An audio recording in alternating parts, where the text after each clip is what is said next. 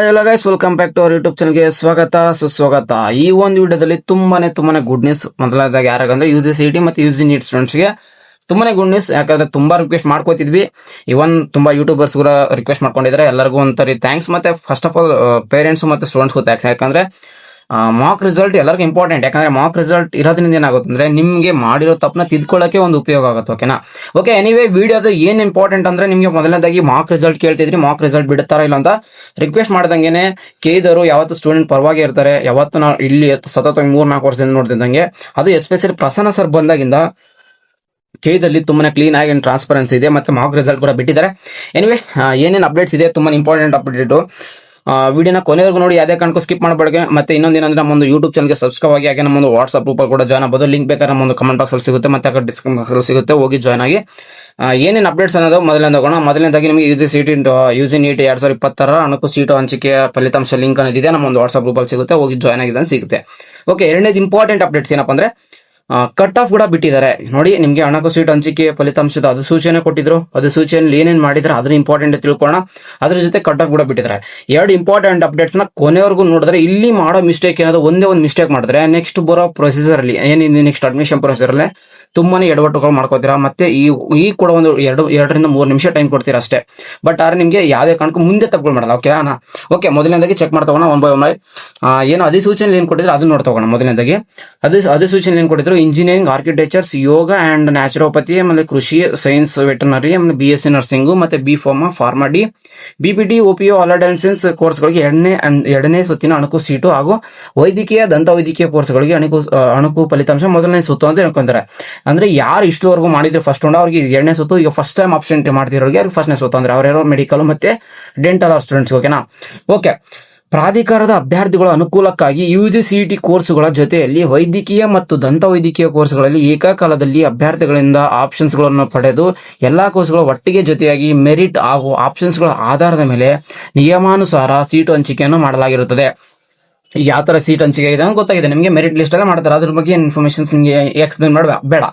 Next, ವೈದ್ಯಕೀಯ ಕೋರ್ಸ್ಗಳ UGCET ಕೋರ್ಸ್ಗಳ ಒಂದಿಗೆ ಸೇರ್ಪಡೆ ಮಾಡಿರುವ ಕಾರಣದಿಂದ ಹಾಗೂ MCC ಅವರ AIQ ಈ ಸೀಟು ಹಂಚಿಕೆ ವೇಳಾಪಟ್ಟಿಯನ್ನು ಪರಿಷ್ಕರಿಸುವ ಹಿನ್ನೆಲೆಯಲ್ಲಿ ಈ ಸುತ್ತಿಗೆ ಸಹ ಮೊದಲನೇ ಅಣಕು ಸೀಟು ಹಂಚಿಕೆ ಫಲಿತಾಂಶವನ್ನು ಪ್ರಕಟಿಸಿ ಅಭ್ಯರ್ಥಿಗಳಿಗೆ ಇಚ್ಛೆ ಆಯ್ಕೆ ಬದಲಾಯಿಸಿಕೊಳ್ಳಲು ಸೇರ್ಪಡೆ ಮಾಡಲು ಅವಕಾಶ ನೀಡಲಾಗುವುದು. ಈ ಕೆಳಗಿನ ಸೂಚನೆಗಳನ್ನು ಓದಬೇಕು. ಇಂಪಾರ್ಟೆಂಟ್ ಆಗಿರೋ ಅಪ್ಡೇಟ್ಸ್ ಇಲ್ಲಿಂದ ಸ್ಟಾರ್ಟ್ ಆಗುತ್ತೆ.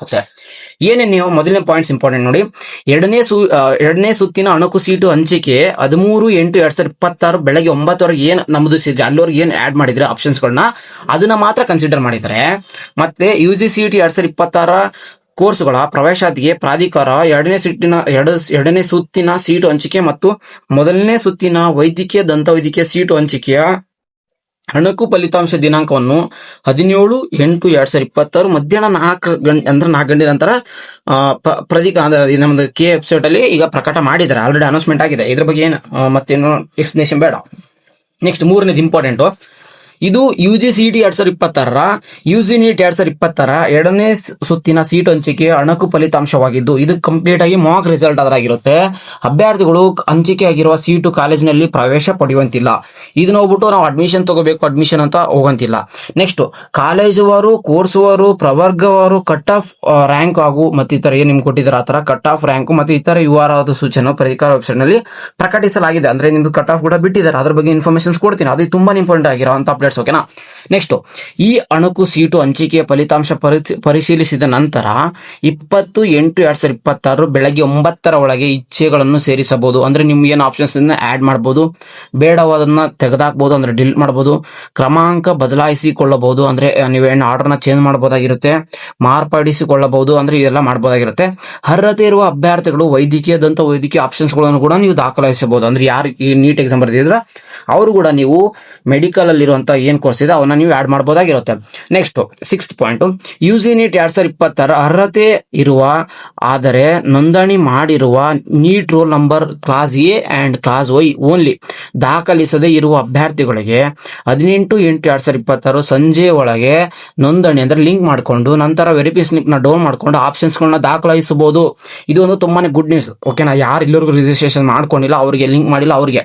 ನೆಕ್ಸ್ಟ್, ಅಭ್ಯರ್ಥಿಗಳು ಅಣುಕು ಸೀಟು ಅಂದ್ರೆ ಈಗ ಅಣುಕು ಫಲಿತಾಂಶ ನಂತರ ಅಂದ್ರೆ ರಿಸಲ್ಟ್ ಚೆಕ್ ಮಾಡ್ಕೊಂಡಿದ್ದೀರಾ, ನಂತರ ನೀವು ಆಯ್ಕೆಯನ್ನು ಬದಲಾಯಿಸೋದ್ರಿಂದ ಹೆಚ್ಚು ಹೊಸದಾಗಿ ಸೇರಿಸಬಹುದಾಗಿದ್ದರಿಂದ ಅಥವಾ ಡಿಲೀಟ್ ಮಾಡಬಹುದು ಕಾರಣದಿಂದ ಅಣುಕು ಸೀಟು ಹಂಚಿಕೆಯಾದ ಸೀಟೇ ನೈಜ ಸೀಟು ಹಂಚಿಕೆ ಸಿಗಬಹುದು ಅಥವಾ ಸಿಗದೇ ಇರಬಹುದು. ಇದು ಒಂದು ಇಂಪಾರ್ಟೆಂಟ್. ಈಗ ಯಾಕಂದ್ರೆ ಎಲ್ಲರೂ ಹೊಸ ಕಾಲೇಜಸ್ ಆಡ್ ಮಾಡಬಹುದು, ಡಿಲೀಟ್ ಮಾಡಬಹುದು. ಈ ಒಂದು ಕಾರಣದಿಂದ ನಿಮ್ಗೆ ಸೀಟ್ ಸಿಗೋ ಚಾನ್ಸಸ್ ಇರಬಹುದು, ಇರದೇ ಇರಬಹುದು ಅಂತ ಹೇಳ್ತಿದ್ದಾರೆ. ಈ ಸುತ್ತಿನ ಸೀಟು ಹಂಚಿಕೆಯ ನೈಜ ಫಲಿತಾಂಶ ಪರೀಕ್ಷಾ ಪ್ರಾಧಿಕಾರದ ವೆಬ್ಸೈಟ್ ನಲ್ಲಿ ಕೂಡ ಪ್ರಕಟಿಸ ಮಾಡ್ತಾರೆ. ಈಗ ಮಾಡಿದ್ದಾರೆ ಕೂಡ, ಲಿಂಕ್ ಕೂಡ ಕಳಿಸಿ ನಮ್ಮ ಒಂದು ವಾಟ್ಸ್ಆಪ್ ಅಲ್ಲಿ. ಇಷ್ಟು ಇಂಪಾರ್ಟೆಂಟ್ ಪಾಯಿಂಟ್ಸ್ ಈಗ ನಮಗೆ ನೀಟ್ ಅಂದ್ರೆ ಏನು ಅಣುಕು ಸೀಟು ಫಲಿತಾಂಶದ ಒಂದು ಅಧಿಸೂಚನೆ ಆದ್ರೆ ಕೊಟ್ಟಿದ್ರು. ನೆಕ್ಸ್ಟ್ ಕಟ್ ಆಫ್ ಕೂಡ ಬಿಟ್ಟಿದ್ದಾರೆ, ನೆಕ್ಸ್ಟ್ ಲಿಂಕ್ ಕೂಡ ಬಿಟ್ಟಿದ್ದಾರೆ. ಈಗ ಕಟ್ ಆಫ್ ನೋಡ್ತಾ ಹೋಗೋಣ. ಎಕ್ಸಾಂಪಲ್ ನಾನು ಯೋಗ ಅಂಡ್ ನ್ಯಾಚುರೋಪತಿ ಇದೆ, BSc ಮತ್ತೆ HK ಮತ್ತೆ ವೆಟರ್ನರಿ ಕೂಡ HK ಇದೆ, ಇಂಜಿನಿಯರಿಂಗ್ ಮತ್ತೆ ಇಂಜಿನಿಯರಿಂಗ್ ಅಲ್ಲಿ ಪ್ರಾಕ್ಟಿಕಲ್ HK ಮತ್ತೆ ಅಗ್ರಿಕಲ್ಚರ್ HK ಮತ್ತೆ ಫುಡ್ ಸೈನ್ಸ್ ಪ್ರಾಕ್ಟಿಕಲ್ ಸಿಕ್ಕಾಪಟ್ಟಿದೆ. ಇಂಜಿನಿಯರಿಂಗ್ ಅಲ್ಲಿ HK ಮತ್ತೆ ನಾರ್ಮಲ್ ಅಂದ್ರೆ ಜನರಲ್ ಮೆರಿಟ್ ಅಂದ್ರೆ ನಾರ್ಮಲ್ HK ಬಿಟ್ಟು ನಾನ್ HK ಅಂದ್ರೆ RK ಅಂತ ಹೇಳ್ಬೋದು ನಾವು, ರಿಮೈನಿಂಗ್ ಕರ್ನಾಟಕ ಅಂತ. ಈಗ ಇಂಜಿನಿಯರಿಂಗ್ ಮೇಲೆ ಒಂದು ಕ್ಲಿಕ್ ಮಾಡ್ತೀನಿ. ನೋಡ್ಬೋದು ನೀವು ಮೊದಲನೇದಾಗೆ ನಿಮ್ಗೆ ಏನು ಕಟ್ ಆಫ್ ಇನ್ಕ್ರೀಸ್ ಆಗುತ್ತೋ ಇಲ್ಲ ಅಂತ ಹೇಳಿದ್ರೆ, ಎಕ್ಸಾಂಪಲ್ ಏನೇ ನೋಡ್ಕೊಳ್ಳಿ, ನಿಮ್ಗೆ UVC ಇದು ಅಂದ್ರೆ ನಿಮ್ದು university of Visvesvaraya college engineering, ಇದು ಒಂದು autonomous public university on IIT model ಆಗಿರುವಂತ KR ಸರ್ಕಲ್ ಅಂತ ಬೆಂಗಳೂರು ಕಾಲೇಜ್. ಇದು ಕಂಪ್ಯೂಟರ್ ಸೈನ್ಸ್ ಅಂಡ್ ಇಂಜಿನಿಯರಿಂಗ್ ಅಲ್ಲಿ ಜನರಲ್ ಮೆರಿಟ್ ಅಲ್ಲಿ 4507 ಬಂದು ನಿಂತಿದೆ. ಫಸ್ಟ್ ನೋಡ್ಕೊಳ್ಳಿ, ನೀವು ಸಿಕ್ಕಾಪಟ್ಟೆ ಕಟ್ ಆಫ್ ಇನ್ಕ್ರೀಸ್ ಆಗಿದೆ. ನಾಟ್ ಓನ್ಲಿ ಇದು ಒಂದೇ ಕಾಲೇಜ್ ಅಲ್ಲ, ನೀವೇನಾದ್ರು SC ಸ್ಟೂಡೆಂಟ್ಸ್ ಆಗಿದ್ರೆ ನೋಡಿ, ನೀವು ನೋಡ್ಬೋದಲ್ಲ 4000 ಇತ್ತು, ನಿಮ್ಗೆ ಇಲ್ಲಿ ನೋಡಿದ್ರೆ 31,000ವರೆಗೂ ನಿಮಗೆ SC2R ಅಲ್ಲಿ ಸೀಟ್ ಸಿಕ್ಕಿದೆ. ಇನ್ನೊಂದು SC4G ಅಲ್ಲಿ 43,000 ಕೂಡ ಇದ್ರು ಕೂಡ ಈ ಒಂದು ಕಾಲೇಜಲ್ಲಿ ಕಂಪ್ಯೂಟರ್ ಸೈನ್ಸ್ ನಿಮ್ಗೆ ಸೀಟ್ ಸಿಕ್ಕಿದೆ. ಓಕೆನಾ? ನಾನು ಇದಕ್ಕೆ ಹೇಳ್ತಿದ್ದೆ, ತುಂಬಾ ಸಾರಿ ನೀವು ವೇಟ್ ಮಾಡ್ಬೇಕಾಗಿರುತ್ತೆ ನಿಮ್ಗೆ ಒಳ್ಳೆ ಕಾಲೇಜ್ ಸಿಗ್ಬೇಕಂತಂದ್ರೆ. ನೋಡಿ, ನೀವು ನೋಡ್ಕೋಬಹುದು. ಇನ್ನೊಂದು RV ಕಾಲೇಜ್ ಗೊತ್ತು ನಿಮ್ಗೆ, ಅದು ನಿಮ್ಗೆ ಗೊತ್ತಾಗುತ್ತೆ. ಟಾಪ್ ಕಾಲೇಜಲ್ಲಿ ಟಾಪ್ 5 ಅಲ್ಲಿ ನಿಮ್ಗೆ ಇದು ಕೂಡ ಬರುತ್ತೆ. ಇದರಲ್ಲಿ ನೀವು ಕಂಪ್ಯೂಟರ್ ಸೈನ್ಸ್ ಅಂಡ್ ಇಂಜಿನಿಯರಿಂಗ್ ನೋಡ್ಬೇಕಂದ್ರೆ ಕಾಣಿಸ್ತಿದೆ ನಿಮ್ಗೆ. ಕಂಪ್ಯೂಟರ್ ಸೈನ್ಸ್ ಅಂಡ್ ಇಂಜಿನಿಯರಿಂಗ್ ಅಲ್ಲಿ ಬಂದ್ಬಿಟ್ಟು ನಿಮ್ಗೆ ಜನರಲ್ ಮೆರಿಟ್ ಅಲ್ಲಿ ಎಷ್ಟು ನಿಂತಿದೆ? 285. ಬಟ್ ಅದೇ ನೀವೇನಾದ್ರೂ SC ST ಆಗಿದ್ರೆ, SC2 ಆಗಿದ್ರೆ 4756 ಕೂಡ ಇದ್ರೂ ಸಿಗುತ್ತೆ. ನೆಕ್ಸ್ಟ್ ನೀವೇನಾದ್ರು SC2 ಆಗಿದ್ರೆ ನಿಮ್ಗೆ 5227 ಸಿಗುತ್ತೆ. ಈ ತರ ನಿಮ್ಗೆ ಕಟ್ ಆಫ್ ಸೆಕೆಂಡ್ ರೌಂಡ್ ಬಂದಷ್ಟಿಗೆ ಆಟೋಮೆಟಿಕ್ ನಿಮ್ಗೆ ನಿಮ್ಮ ಒಂದು ರಿಸರ್ವೇಶನ್ ಏನ್ ಕ್ಲೈಮ್ ಮಾಡಿರ್ತೀರಾ ಅಂದ್ರೆ ನಿಮ್ದು ಕ್ಯಾಟಗರಿ ಆಗಿರ್ಬೋದು, ನೀವು ರಿಸರ್ವೇಶನ್ಸ್ ಮಾಡಿರುವಂತ ರೂರಲ್ ಸರ್ಟಿಫಿಕೇಟ್ ಆಗಿರ್ಬೋದು, ನಿಮ್ಗೆ ಏನೇನ್ ಕ್ಲೈಮ್ ಮಾಡಿದ್ರ ಕನ್ನಡ ಮೀಡಿಯಂ ಆಗಿರ್ಬೋದು, ಎಲ್ಲ ಕ್ಲೈಮ್ ಆಗೋ ಚಾನ್ಸಸ್ ಸೆಕೆಂಡ್ ನೋಡ್ ಅಲ್ಲಿ ತುಂಬಾನೇ ಪಾಸಿಬಿಲಿಟಿ ಇರುತ್ತೆ. ಇವನ್ ನೀವು ಕರೆಕ್ಟ್ ಪ್ರಯಾರಿಟಿ ಆರ್ಡರ್ ಹಾಕಿದ್ರೆ. ಓಕೆನಾ? ಯಾಕೆ ಅಂತಂದ್ರೆ ಗೊತ್ತು ನಿಮ್ಗೆ, ಕಂಬೈನ್ ಕೌನ್ಸಿಲಿಂಗು ಇದು ತುಂಬಾನೇ ಪ್ರಾಫಿಟ್ ಅಂದ್ರೆ ತುಂಬಾನೇ ಲಾಭ ಅಂತಂದ್ರೆ ಅದು ಸ್ಟೂಡೆಂಟ್ಸ್ ಗಳಿಗೆ ಮಾತ್ರನೇ. ಯಾಕೆ ಅಂತ ಹೇಳ್ತೀನಿ ನೋಡಿ. ಈಗ ಬರೇ ಜಸ್ಟ್ ಇಂಜಿನಿಯರಿಂಗ್ ಕೋರ್ಸ್ ನ ನೀವೇನು ಮಾಡ್ಬಿಟ್ಟು ಜಸ್ಟ್ ಏನು ಕೌನ್ಸಿಲಿಂಗ್ ಮಾಡಿ ಬಿಟ್ಬಿಟ್ರೆ ಎಲ್ಲರೂ ಇಂಜಿನಿಯರಿಂಗ್ ಹಾಕೋತಾರೆ, ಹೋಲ್ಡ್ ಮಾಡ್ಕೋತಾರೆ, ಮತ್ತೆ ಇಂಜಿನಿಯರಿಂಗ್ ಅಡ್ಮಿಷನ್ ಆಗಲ್ಲ.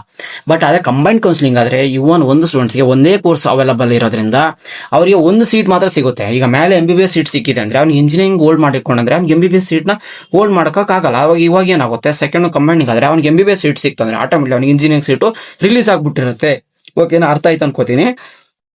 ನಾಟ್ ಓನ್ಲಿ MBBS ಅಲ್ಲ, BMS ಕೂಡ ಅಷ್ಟೇ, ನೆಕ್ಸ್ಟ್ ಡೆಂಟಲ್ ಕೂಡ ಅಷ್ಟೇ, ನೆಕ್ಸ್ಟ್ BNYS ಕೂಡ ಅಷ್ಟೇ, B.Pharma D.Pharma ಏನೇನು ಕೋರ್ಸ್ ಇದೆ ಎಲ್ಲಾ ಕೋರ್ಸಸ್ ಆಡ್ ಮಾಡಿದಾಗ, ಯಾರೆಲ್ಲರೂ ಇಂಜಿನಿಯರಿಂಗ್ ಆಡ್ ಮಾಡಿದಾಗ ಈಗ ಅವ್ರಿಗೆ ಏನು ಇಚ್ಛೆ ಅನುಸಾರ ಇದೆ. ಎಕ್ಸಾಂಪಲ್ ಈಗ BNYS ಇಷ್ಟ ಇದೆ ಅಂದ್ರೆ BNYS ಟಾಪ್ ಅಲ್ಲಿ ಫಸ್ಟ್ ಹಾಕೊಂಡ್ರೆ ಅವನಿಗೆ BNYS ಸಿಕ್ತಂದ್ರೆ ಆಟೋಮೆಟಿಕ್ ಇಂಜಿನಿಯರಿಂಗ್ ಸೀಟ್ ಏನು ಫಸ್ಟ್ ರೌಂಡ್ ಅಲ್ಲಿ ಇಟ್ಕೊಂಡಿದ್ನಲ್ಲ ಅದು ಆಟೋಮೆಟಿಕ್ ರಿಲೀಸ್ ಆಗ್ಬಿಡುತ್ತೆ. ಅವಾಗ ಇಲ್ಲಿ ಯಾರು ಕೆಳಗಡೆ ಇರ್ತಾರೆ ಅವ್ರಿಗೆ ಆ ಸೀಟ್ ಅಲಾಟ್ ಆಗುತ್ತೆ.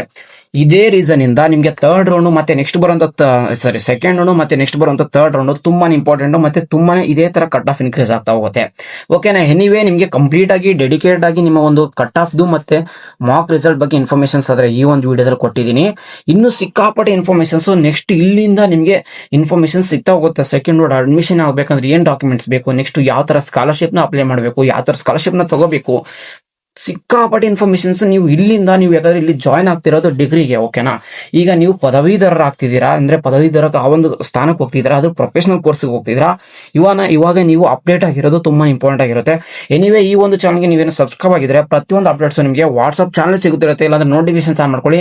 ಹಾಕುವಂತ ವಿಡಿಯೋಸ್ ನಿಮಗೆ ತುಂಬಾ ಇಂಪಾರ್ಟೆಂಟ್, ಅದು ನಿಮಗೆ ಅಕಾಡೆಮಿಕ್ ರಿಲೇಟೆಡ್ ಆಗಿರುತ್ತೆ. ಓಕೆನಾ? ಎನಿವೇ ಇನ್ನು ನಮ್ಮ ಚಾನಲ್ಗೆ ಸಬ್ಸ್ಕ್ರೈಬ್ ಮಾಡ್ಕೊಳ್ಳೋಕೆ ನಿಮ್ಮ ಫ್ರೆಂಡ್ಸ್ ಕೂಡ ಶೇರ್ ಮಾಡ್ಕೊಳ್ಳಿ. ನಿಮಗೆ ಏನೇ ಡೌಟ್ಸ್ ಇದ್ರು ಖಂಡಿತ ಕಮೆಂಟ್ ಬಾಕ್ಸ್ ಹಾಕಿ, ನಿಮ್ಮ ಒಂದು ಕಮೆಂಟ್ಸ್ಗೆ ನಾನು ಆನ್ಸರ್ ಮಾಡ್ತೀನಿ. ಅಕಸ್ಮಾತ್ ಮಾಡಿ ಅಂದ್ರೆ ನಿಮ್ಮ ಎಲ್ಲ ಒಂದು ಕಮೆಂಟ್ಸ್ಗೆ ನಾನು ಒಂದು ಡೆಡಿಕೇಟ್ ಆಗಿ ವಿಡಿಯೋ ಮಾಡಿ ಕೂಡ ತಿಳಿಸ್ತೀನಿ ಅಂತ ಹೇಳ್ತಾ ಸಿಗೋಣ ಗಾಯ್ಸ್ ನೆಕ್ಸ್ಟ್ ಮುಂದಿನ ವಿಡಿಯೋದಲ್ಲಿ. ಟೇಕ್ ಕೇರ್, ಟಾಟಾ, ಬಾಯ್ ಬಾಯ್.